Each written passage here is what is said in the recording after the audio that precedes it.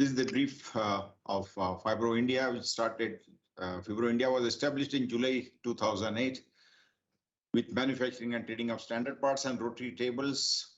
We were supplying goods manufactured to domestic as well as export to group companies.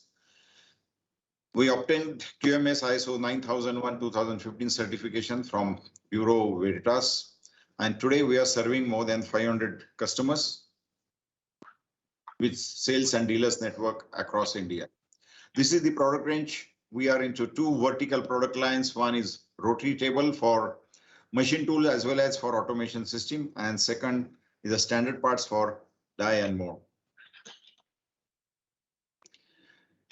This is a comprehensive range of rotary table. Fibro has been the pioneers in rotary tables, and having the largest manufacture the largest table so far, carrying 25 tons weight. So we have a range of rotary table for automation as well as rotary tables for metal cutting. These are the rotary tables for automation are manufactured in Fibro India, Fibrotor ERNC and Fibrotor EMNC. This is the range of standard products, standard parts being manufactured in Fibro India.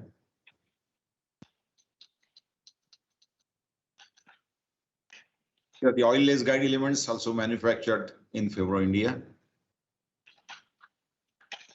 These are the punches. The wide range of punches are being manufactured in Fibro India. Then these are the gas spring flanges and the control fittings for gas springs. Recently, couple of years back, we started manufacturing the cam units. Now we have expanded into the range, horizontal cam units, aerial cam units, and quite large variety of cam units are being manufactured in Fibro India. Whatever we manufacture, it is for domestic market as well as for the exports to the group companies across the globe. Now coming to the Indian tooling market overview, the background for today's panel discussions. This is some of the statistics which we are reproducing as a result of TAGMA conducted the tooling survey in 2019. So total domestic demand is 2.14 billion euro, that is 18,000 crore Indian rupees. Okay. If you look at the share, the tooling imports are 655 million, as a 30% are imports. Captive tool rooms manufacture 27% and commercial tool room produce 43%. There are 40 large players, 110 medium players, that is the tool makers, and 950 small players and standard and less critical dies. Okay. So this is what it represents. The large players turnover is around about 5 million euro. Market share is 21%. The medium players, medium-sized players, they enjoy the market share of 34%. And the turnover below 1.4 million, their market share is 45%. So all sectors, all segments are equally important in this tool making business in India. Some of the other findings from the TAGMA survey, the key findings: domestic OEM sourcing increased from Indian tool rooms. Non-automotive sector tooling demands are largely served by the overseas tool makers. Government of India, along with World Bank, launched Technology Center System program targeting 15 technology centers across the country. During 2017, 2018 and 2019, more than 50% tool rooms registered growth in revenue. Majority of commercial and captive tool rooms indicated capacity expansion in 2 years. So these are the positive notes. The tooling business in India is increasing.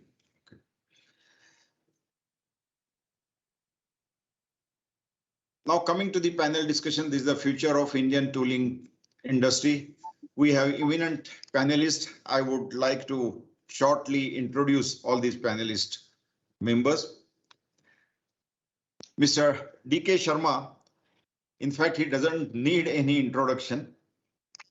He's the immediate past president of TAGMA and member of Apex Committee MSME, Government of India, immediate for business head, and he served Godrej tooling industry. D.K. Sharma has successfully taken up several leadership roles at Godrej across product categories and locations in India in a career spanning over 36 years. He successfully transformed the business from captive tool room to one of the leaders in the country. While being the president of TAGMA, under his able leadership, TAGMA India organized 4 editions of International Tooling Summit, premier congregation of tooling industry since 2016. He is currently a member of Apex Committee, MSME, Government of India, ALUCAST, AAWI, CII, National Committee on Capital Goods and Engineering, and also on the board of GDC Tech Forum. I welcome Mr. D.K. Sharma and thank you for sparing your time for these panel discussions.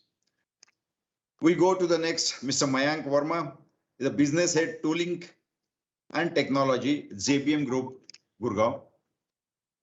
Leading the largest tooling business in India in JBM Group, where he also heads the technology vertical for the group. He drives complete tooling and technology portfolio, leading multiple tasks with core focus on business operations. Strategized and formed largest independent tooling business for India, grew number of plants from 5 to 9 within 4x fold revenue generated under the joint venture, along with the delivering 1 new greenfield plant setup. Commenced the export operations for tooling business from 2019 onwards to Europe. I welcome Mr. Mayank Verma and thank you for sparing your time for this panel discussion. Next, our panelist, I would like to introduce Mr. Dinkar Patil. He's the Chief Manager, Metal and Classic Commodity Supplier Management from Skoda Auto Volkswagen India Private Limited. Having multinational techno-commercial and management experience in automobile industry in supplier development, project management, with expertise in BIW and chassis, sheet metal parts, manufacturing process, tooling, and welding. I welcome Mr. Dinkar Patil. Okay. Thank you for sparing your time for these panel discussions. Next, I would like to introduce Mr. Pramod Bhandari, DGM Planning and Services P Tata Motors Limited. He is a mechanical engineer by profession with the backing of finance management. Mr. Pramod Bhandari has garnered rich industrial experience while working with various OEMs such as Bajaj Auto, LML, Kinetic Engineering, Tata Motors, etc. Through his 34 years of work contour, he successfully contributed to die mold industry with his techno-commercial acumen. Under his leadership, SBU is successfully established in Kinetic Engineering. I welcome Mr. Pramod Bhandari. Thank you for sparing your time for these panel discussions. Next, I would like to introduce Mr. Vinod V, Manager, Department Head, Press and Die Engineering Department, Production Engineering and Services Division from Toyota Kirloskar Motor Private Limited. Working with Toyota Kirloskar Motors Private Limited for over 22 years, having rich experience in automobile press dies. Also worked with Toyota Motor Corporation and Asia Pacific headquarters of Toyota for 4 years in his industrial tenure. Currently handling various tool and die making projects for Indian and overseas business. I welcome Mr. Vinod for this panel discussions and thank you for your time. Next, last but not least, I would like to introduce Mr. Oliver Wackenhut. He is a managing director of Laple Automotive, Germany. Laple is a leading mid-size tier 1 automotive supplier in Germany. Laple Automotive is a Class A supplier to all premium OEMs, leading in Class A assemblies and complex structural modules. Transformed Laple Automotive from a stamper to a modular supplier. In addition to the processing of steel, Laple Automotive has a huge experience with aluminium. For example, BMW 9th BIW assembly doors or Mercedes-Benz BIW assembly trunk lid, etc., as well as in the joining of multi-material mixes. With more than 13,000 tools in use for series production and the manufacturing of original parts, Laple Automotive is an expert in sourcing, building, maintaining, servicing, and using dies for car body parts of all kinds. I welcome Oliver Wackenhut for this seminar and thank you very much for sparing your time. Now coming to the panel discussions. First, I would like to start with all OEMs. I would like to throw a question and that will be primarily for Tata Motors, Volkswagen and Toyota, that you have been in India for quite a long time. So I would like to know that what do these OEMs expect from the Indian tool makers? I would like first Mr. Tata Motors, Mr. Pramod Bhandari to start with. Thanks, Vivek ji. Nowadays, this demand of the customer from styling point of view, from aesthetic point of view, is increasing a lot. And as we are having a good overseas OEM in India, so the total taste of the customer has been changed. That ultimately results in a good stylized car design and vehicle design. Ultimately, it have a good demand that all these good stylized panels shall be producible from the die and with a long life of the tool.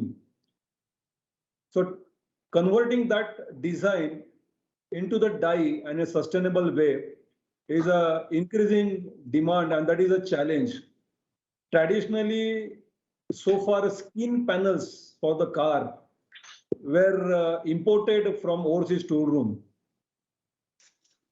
And the cycle time and other dependency, currency issue, etc. everywhere now there are challenges, and Corona COVID pandemic situation has increased the challenge further. So there is a huge expectations from Indian tool room that we should get equipped with skin panels tools manufacturing and similarly dies manufacturing. These are the main challenges I foresee here. Yes, our tool room are progressing, but the pace and the requirement a little bit to be examined. This is my opinion as a requirement from the tooling industry. Okay, thank you, Mr. Bhandari. Yes, I would like to go to Mr. Dinkar Patil from Volkswagen. Thank you, Vivek, and like Mr. Bhandari mentioned, before I very clearly articulate my expectations from Indian tool rooms or Indian tool makers, maybe it is important to see today how is our experience, first of all, with Indian tool rooms. And I can say very categorically that from OEM's perceptions, including Skoda, Volkswagen, I would say that about Indian tool rooms, our perception is definitely changing.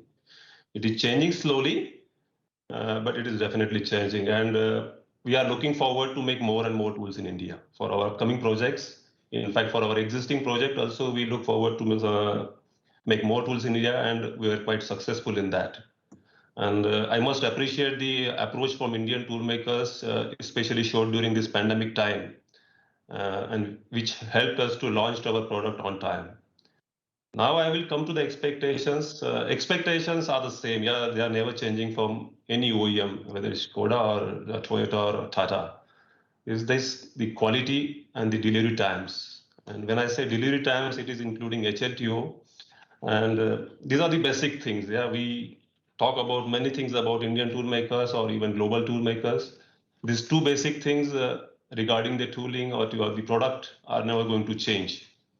They were never changed in past and now they're never going to change. And regarding delivery times, it is going to be more tough situation in coming days because the vehicle launch times are getting reduced. Customers are looking for more and more tighter specifications. Like if I talk about Indian market in particular, our experience, our market predominantly is the cost-driven market. Yeah, and now slowly customers are migrating from a cost-driven market to a quality and safety-driven market.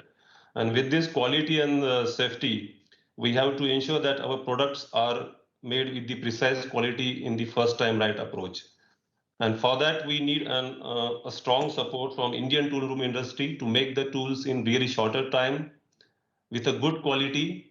And I would say with as much as less iterations for the homeland trials and proving.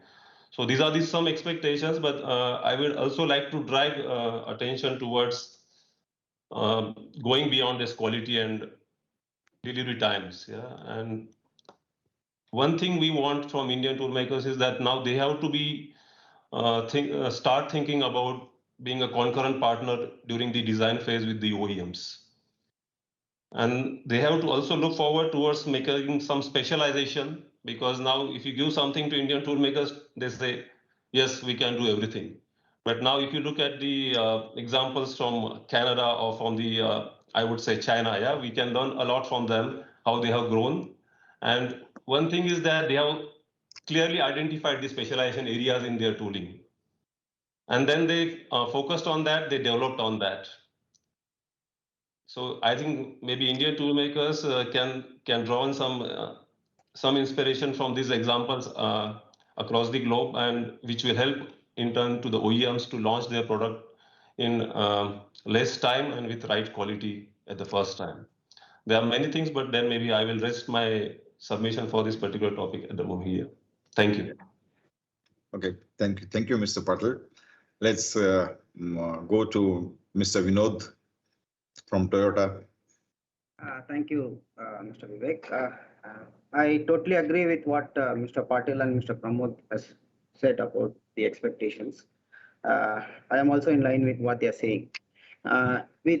Apart from what they have submitted, some of the other things are like Indian tool makers also need to adapt to some new methods of tool manufacturing. If you see the tools that we get, we import, there are so many new technologies that are being incorporated into them, which I feel Indian tool makers are lagging a bit behind in this. Some examples are like common structures for outers, where only inner structures are changed. So these kind of small changes are meaning these kind of technologies, and reducing the weights of the dies. This is also something that we might have to focus. And also, if you know, as an OEM nowadays, parts are not traditional as it used to be before. Even if you see in our parts, 2 or 3 parts combined together makes one tooling. These kind of parts are also being designed by OEMs. So how to adapt to the die making to those kind of parts is the focus, I think, from now on the tool makers should also have. And the next point I would like to focus is about the manufacturing methods. If you see overseas, digitalization has taken a big role in manufacturing of tools. yes, in Indian tools, we do forming simulations and all for the formability, but simulations for workabilities or productivities normally is not being done by the Indian tool makers.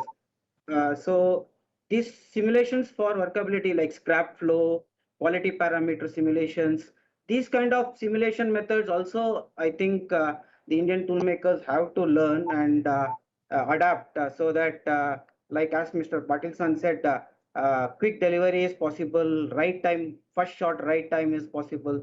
This thing is possible by doing digitalization in tool making. And the third point I would stress is the skill of die making. Focus on minute corrections, what you call detailings of tool making. The skill up for those kind of manufacturing methods is also required. If we focus on that skill and develop, I think number of attritions or corrections required in the die will definitely reduce, and we'll be able to give good products to the customers. Uh, that's all from my end. Thank you. Yeah, thank you, Vinod. I mean, important inputs to summarize. Of course, quality and delivery, everybody requires in everywhere, not on automobile, and it is in every aspect of life. Everybody expects the quality and delivery. Of course, the important point Mr. Dinkar Patil mentioned about is the concurrent partners. So like, you engage the vendors since the beginning, from the design stage itself. In a similar manner, Mr. Vinod also mentioned that the complex part joining. So it would be a part of a concurrent engineering. If they work together, then they would be able to address that.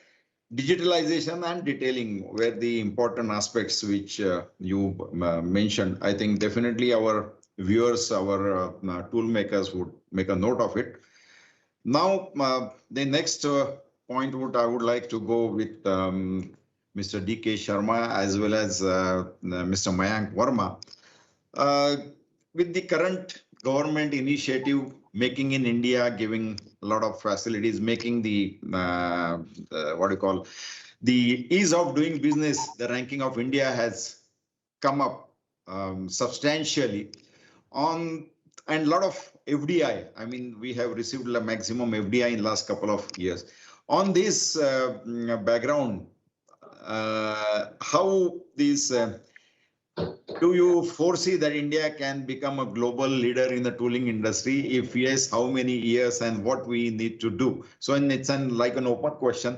I would like Mr. D.K. Sharma to start with this. You need to unmute, Mr. Sharma. You need to unmute your mic. Sorry. Good. Thank you. Thank you for having me as a part of the discussion. I think umpteen number of times I've heard this from OEMs, and the tool makers must make a note of it very rightly. So once again, I've heard the expectations, which are not new.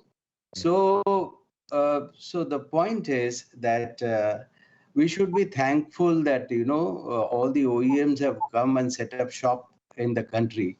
So in any market, products can be made, but market, they have given us a big opportunity.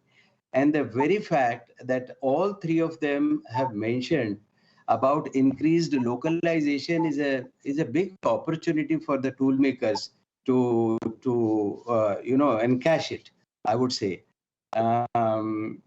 This setback which Mr. Bhandari spoke about due to pandemic, I would say that it has been handled very, very well by the Indian tool rooms and the manufacturing fraternity, despite all the odds, despite all the supply chain issues, throwing in semiconductors, electronics, all coming from China, from one country. So it is, the growth has slowed down, but we have the huge opportunity of bouncing back. The very fact that all the OEMs are here is to, encash that market. So coming to the government side, the very fact that government has invited a person from the industry to take suggestions is a step in the right direction, I would say. I had not thought of, going to the government and dealing with them, but they approached us, and that's a good sign. The second part is, setting the ambitious target for the country. I think that leadership has set the target of 5 trillion economy. So that's one thing. Now, how to go about? My guess is that at least $2 trillion has to be contributed by manufacturing, and then we go concurrently with the manufacturing and being the mother industry. So I would say that market is there at your doorstep. It is now putting the right policy framework, and there are a lot of things happening in the government. FDI, as Mr. Nanuvadikar has said, that is increasing by the day. New players are coming, not only in the field of automotive, but many industries. Defense has been opened up with FDI from 49 to 79%. So, which is a good sign. The other opportunities are also available for the tool makers. So, my point is that while I think by inviting associations like TAGMA to make a presentation in the tech show organized by Toyota as well as Volkswagen is a sign of good encouragement to the local players. And I must say proudly that India has improved a lot. Very kind to hear, very nice to hear these words. But challenges will remain. The only thing is the speed matters. Very, very good point, talked about by inviting the tool makers proactively at the engineering stage. This was not there. I can say that this is the first time, Dinkar, I've seen, telling this in public. People have been very secretive about it. You make us sign all the confidential documents, so trust us that there won't be any misuse. So I think that openness is very, very welcome. And without involvement of the tool makers proactively at a very advanced stage, it is impossible to go into those complex parts which are the need of the hour. So that is one thing which I would like to say broadly. From the government side, I think the technology centers which Mr. Vivek spoke about, the task on hand is how do we improve the productivity, timeliness. We have given a lot of new perspective to the government. The new technology centers should not be run of the mill as was in the past. I think my assessment is there is no government is willing to spend a lot of money. However, they need our experience to see that all the skill related issues are also addressed.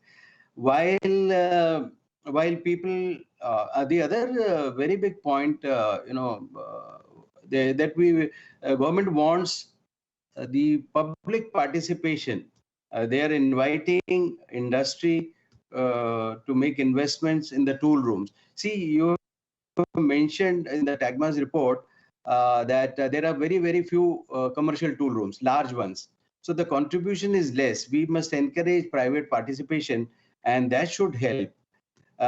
If you see the success stories of countries who have high GDP contribution from manufacturing, tooling is a lifeline. And government has encouraged, whichever government is there, whether you named China and other advanced countries, government has to play a very, very important role. So all these things are acknowledged very well, and I must say that we are working in the right direction, provided we work very closely and network very closely. There is a huge opportunity for us as tool makers for growth, which we are looking for. Thank you.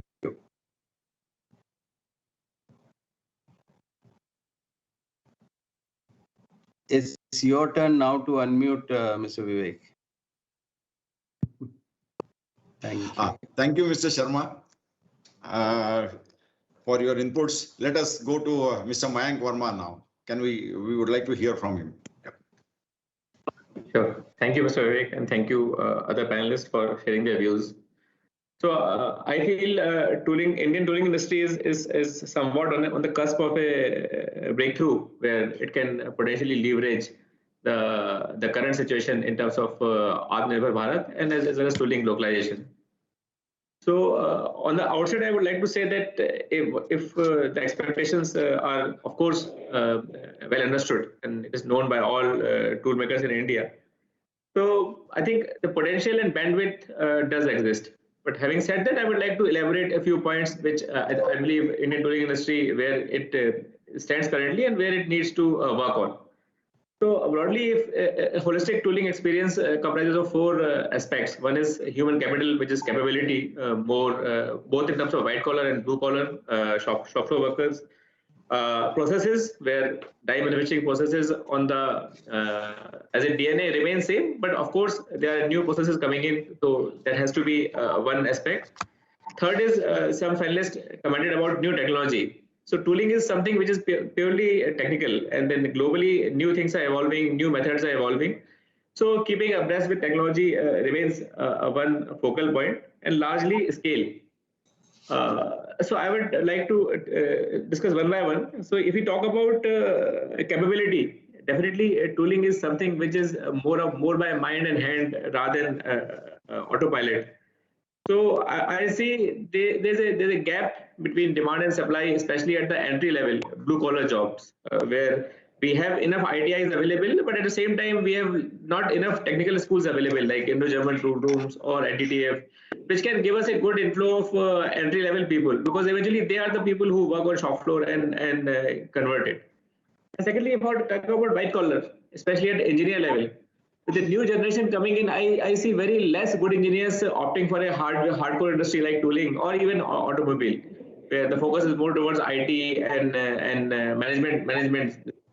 So that has also created some kind of gap in terms of somebody talked about the speed of response, or I would say it's more about program management. So program management does remain a gap area where, despite having all the capabilities, the Indian tool room sometimes lack in terms of effectively presenting it to customers. So that is mainly because there are not enough good people entering or be wanting to remain in a hardcore industry, which of course requires some hardship. So there is one challenge which does remain. Coming to technology is evolving very fast. We talked about simulation. So now with the advent of high tensile parts coming in and then crash norms coming into play, definitely the composition of high tensile 980 MPa parts or even hot stamping would going to increase a lot. And thereby the simulation skills, how to predict spring back, how to predict simulations, or how to have a kinematic approach to having first time right. Those will definitely matter, and that's where some tool rooms which are large in scale are investing. Some tool rooms, which Mr. Sharma said, are in a medium range, sometimes find it a challenge to invest in technology in view of lack of capital. So that's where the catch lies. Technology is required, but at what cost? So that does remain some challenge, which I think TECMA is also trying to lead in government supporting the tooling industry. But then, yeah, that evolution has to happen. Otherwise, there's a big threat of obsolescence of tooling industry becoming less relevant in terms of technology adoption. And lastly, scale. So tooling with the advent of localization, companies like Maruti have gone very aggressive in localization and have taken a target of minimum 90% localization in every model. And I see Tata Motors, Toyota, VW, even PSA, which is a new entrant, has gone for complete localization of tooling for the new car, which we have been doing with them for them.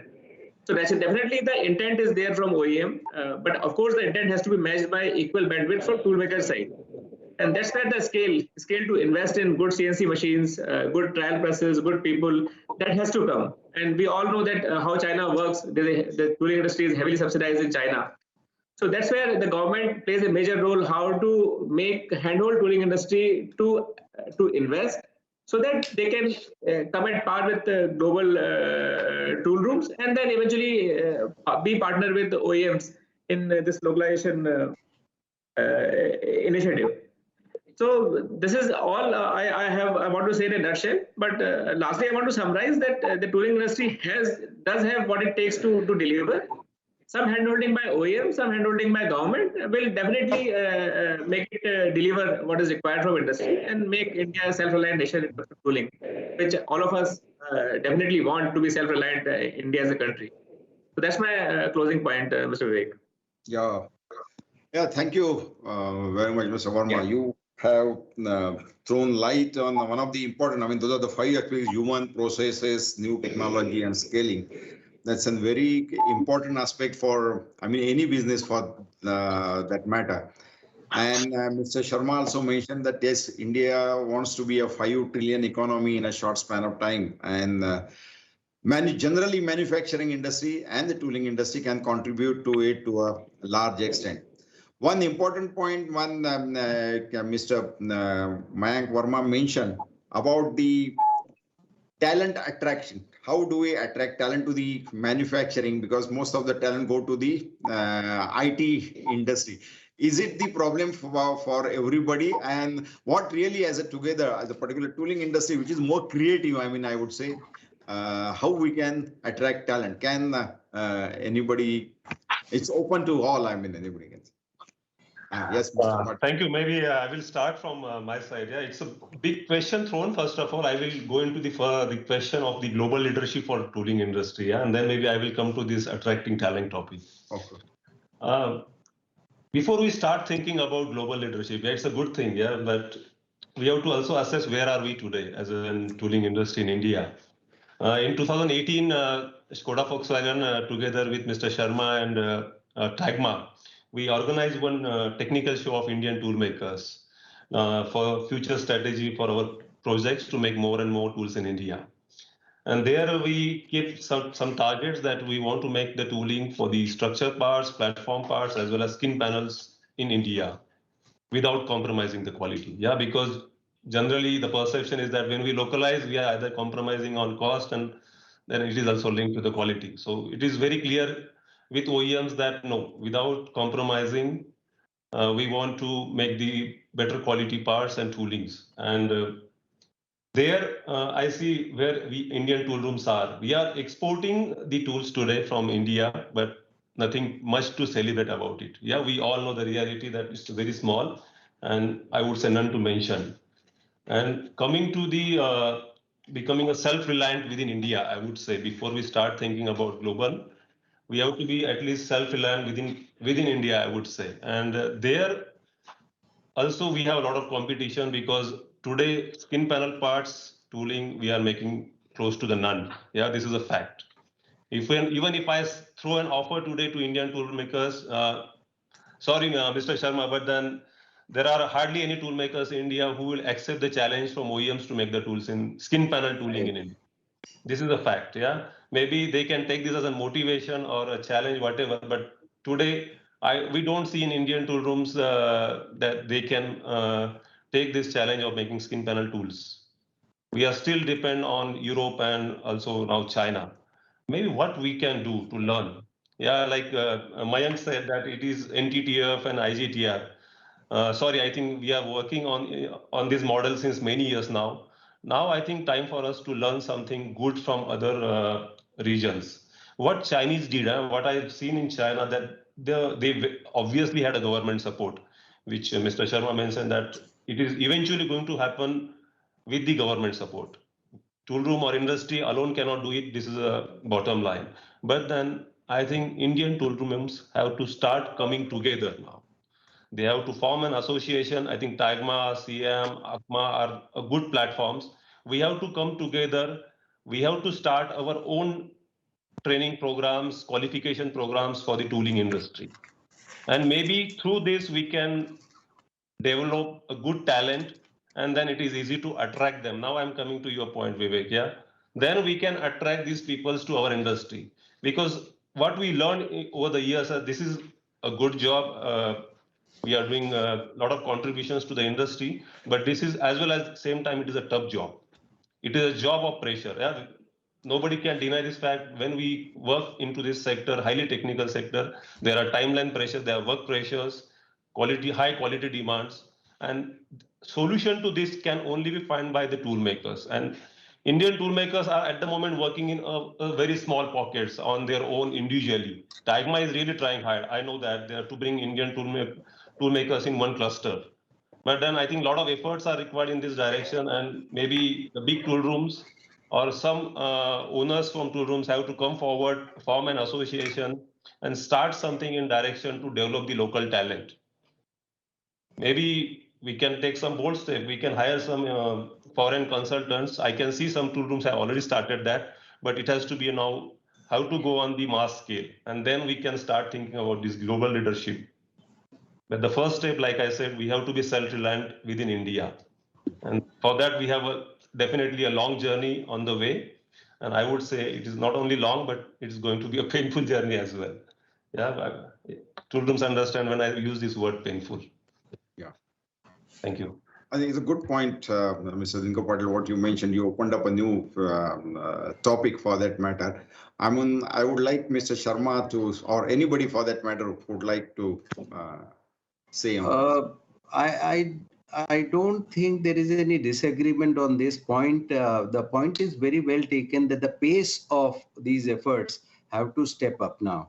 I think for years we have been talking about, when you talk about Globe is available to us. I think all the OEMs have started exporting from here. So I don't think that we should, we have any dearth of marketplace.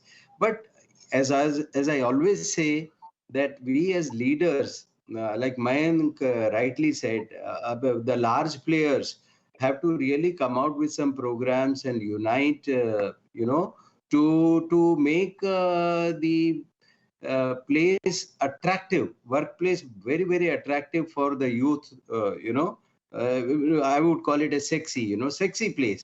People need sexy place. Today Google offers an office, obviously the talent gets attracted towards that.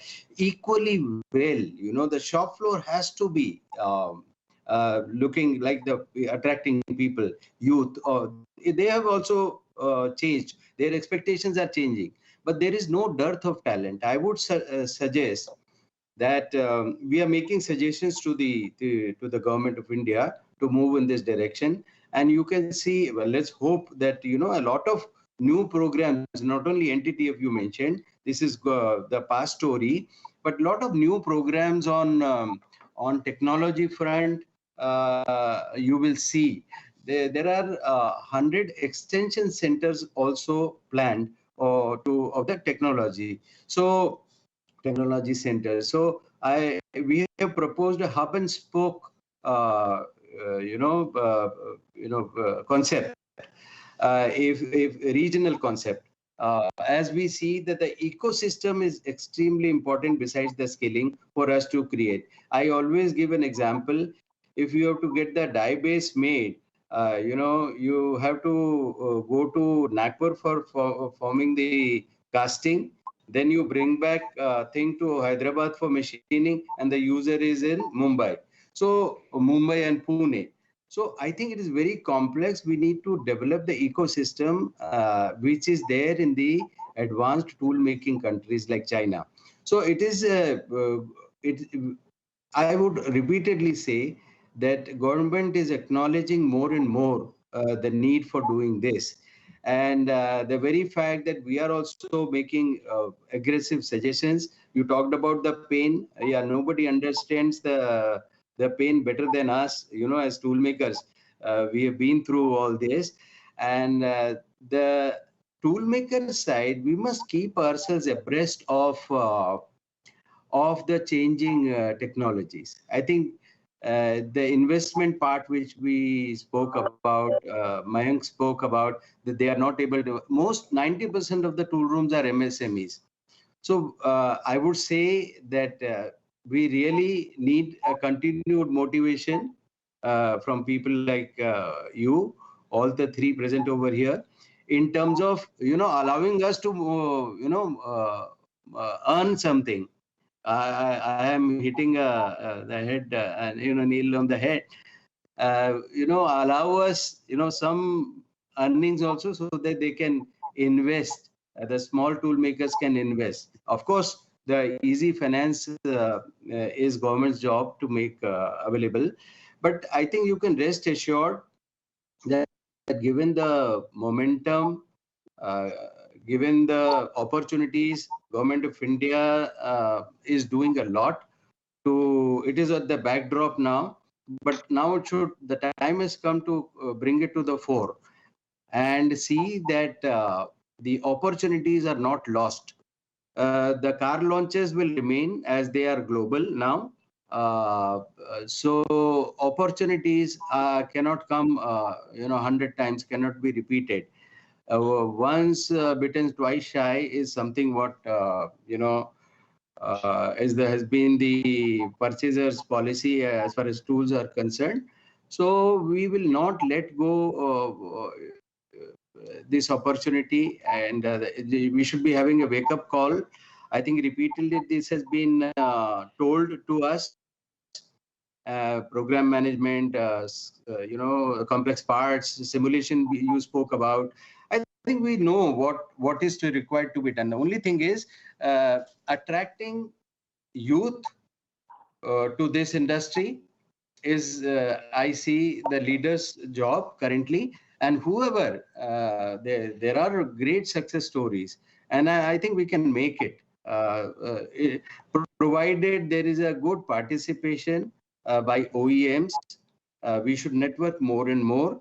The Toolmakers Association, I acknowledge that there's a long way to go, as Dinkar mentioned, and the Government of India, which sets the policy guidelines. I think all three of us, when we work together, there is going to be huge opportunities at our doorstep. Thank you. Thank you, Mr. Sharma. Yes, anybody else? Would like to contribute on that. Yeah, yes, Mr. Vinod. Yes, sorry. Coming to the talent part, one suggestions, and one thing that we are now focusing also is existing training centers like NTTF or government tool rooms. These training centers, as OEMs, we need to support to change their curriculums also. Maybe the curriculums are old and they are not aware of the new technologies or methods of tool making. So we as Toyota, along with Government of Karnataka, we are just started this as a step to make curriculums for tool training centers and develop the trainees there, so that they are industry ready, and when they come, they are able to deliver. This is one thing that I think all of us have to focus upon. And my second last submission is, as everybody said, yes, as OEMs, we have to support tool rooms in India. Like, we have to handhold many tool rooms and start developing them to deliver good dies as per our requirements. So as a step, I think slowly we have to start sharing the new ideas or the new technologies that we are already having with us, and try to develop them, and with proper hand holding, just not giving it to them, but also focusing with them together to develop the tools. These are the 2 points I think that will really support the Indian tooling industry. Thank you. Yeah. Thank you, Vinod. Yes, Mr. Bhandari, yeah, what you would like to contribute? Yeah. Regarding this talent attraction you were saying, I am of strong belief that this tool room needs a lot of skill, and that skill doesn't come from the books. Rather, the person has to work on the shop floor. He has to take a grinder in hand and do the grinding on the dies and all. Then only we'll have some sort of knowledge, practical knowledge. But unfortunately, today's young generation, they don't want to make their hands black and dirty with the stone and polish paper and all that. They directly want to be a white collar job sort of in the AC room and making the models. That is a typical problem. Rather, when during my earlier companies and in Tata Motors also, I ensure that the person who was working on the shop floor will be shifted to design and simulation area. That helps a lot so that he knows the shop floor practices, he knows the practical issues, and he turns that issues in a soluble way at the design field itself. That helps a lot. Yeah. Okay. Thank you, Mr. Bhandari. Before we, end, I know Mr. Sivan has entered, but I would like to go to Oliver. I purposely come to you at the last because now you have heard all these Indian tool making industry. No, so now I would like to hear from you how you are thinking about Indian tool makers and when you will come to India for these for the tool making. Okay. Yeah, thank you very much. First of all, it was very interesting to listen to all the experts.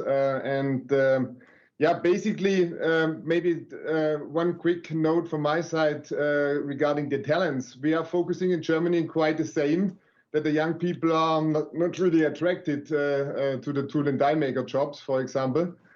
Myself, I'm a graduated tool and die maker. I started as a tool and die maker. And basically what we did in Germany the last couple of years, we recognize we need to train our people on the latest technology. We have to attract them with the very latest technology regarding the machining, the simulation. They need everything what we have on the expert tool shops.